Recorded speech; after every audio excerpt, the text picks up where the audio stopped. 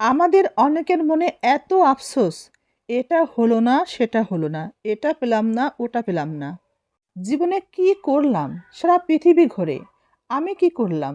এই যে আফসোস, কিন্তু একটা বারও আমরা চিন্তা করি না। টাকা, পয়সা, ধন, সম্পদ এটা সেটা আমাদের জীবনের জন্য যতটা গুরুত্বপূর্ণ, তার থেকে বেশি গুরুত্বপূর্ণ শরীরকে সুস্থ রাখা। এত কিছুর পরও যে আমরা সুস্থ আছি, এখনো ভালো আছি, সেটা ভেবেই আল্লাহর কাছে শুকরিয়া আদায় করা। এটা আমরা কজন করি? ন্যায়সঙ্গত কাজ না করে অন্যায়ের সাথে থেকে আপনি যে গুনার মধ্য দিয়ে তৃপ্তি পাচ্ছেন, যে সুখ পাচ্ছেন, যে শান্তি পাচ্ছেন, এই সুখ, এই শান্তি, এই তৃপ্তি খুবই ক্ষণস্থায়ী, খুবই সাময়িক। জীবন থেকে ন্যায়কে পরিহার করে গুনাহের মধ্যে জীবনকে লিপ্ত করে আপনি সাময়িক তৃপ্তি হয়তো পাবেন, কিন্তু কিছুক্ষণ বাদে আপনার জীবন হবে বিষাদময়। পরক্ষণেই আপনার এই তৃপ্তি, আপনার এই শান্তি সুখ বিষাদেই রূপ নেয়, যে বিষাদ আপনার জীবনকে হতাশার সাগরেই নিমজ্জিত করবে।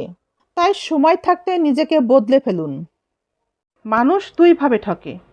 প্রথমত, মানুষ মানুষকে বিশ্বাস করে ঠকে। দ্বিতীয়ত, মানুষ নিজের দুর্বলতা অন্যের কাছে প্রকাশ করে ঠকে। তিনজন মানুষের সাথে কখনো নিজের গোপন কথা শেয়ার করবেন না। একজন হচ্ছে নারী বা মহিলা। স্ত্রী ব্যতি রেখে বাহিরের কোনো মহিলার সাথে নিজের গোপন কথা শেয়ার করবেন না, কারণ যে কোনো সময়, যে কোনো দিন সেটা বাহিরে প্রচার হয়ে যেতে পারে। যে মানুষটি অতিরিক্ত কথা বলে, অতিরিক্ত বন্ধু সুলভ আচরণ দেখায় সবার সাথে, তার সাথেও গোপন কথা শেয়ার করবেন না। যে ব্যক্তি আপনার বন্ধু কিন্তু আপনার বন্ধুর শত্রু, তার সাথেও আপনার কোনো গোপন কথা শেয়ার করবেন না। নিজের পাপ নিজের কর্মকাণ্ডের মধ্য দিয়েই হচ্ছে না তো? নিজের কর্মের দিকেই খেয়াল রাখেন, নিজের পাপের দিকেই খেয়াল করেন। অন্যের পাপের হিসাব সে নিজেই দেখে নিবে, যার পাপের হিসাব তো তাকেই দিতে হবে, তাই না?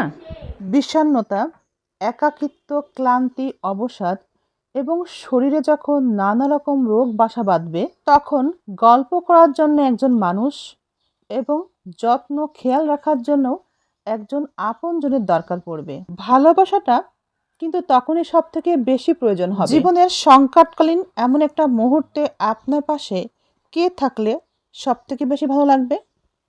শেষ পর্যন্ত চোখের পানি ফেলেও কাউকে কখনো আপন করতে পারবেন না। যার কাছে আপনার চোখের পানির দাম নেই, আপনার কষ্টের দাম নেই, আপনাকে সে ভালোবাসে না, তার আপন আপনি কখনোই হতে পারবেন না।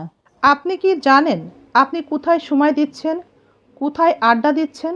জীবনে অনেকটা পরিশ্রম করেও আপনার জীবনে অর্জনটা শূন্য। তার কারণ এটা নয় তো? যে আড্ডা থেকে নিজের জন্য কোনো ভালো কিছু আসে না, সে আড্ডা নিজের ভালোর জন্যই বর্জন করাই ভালো।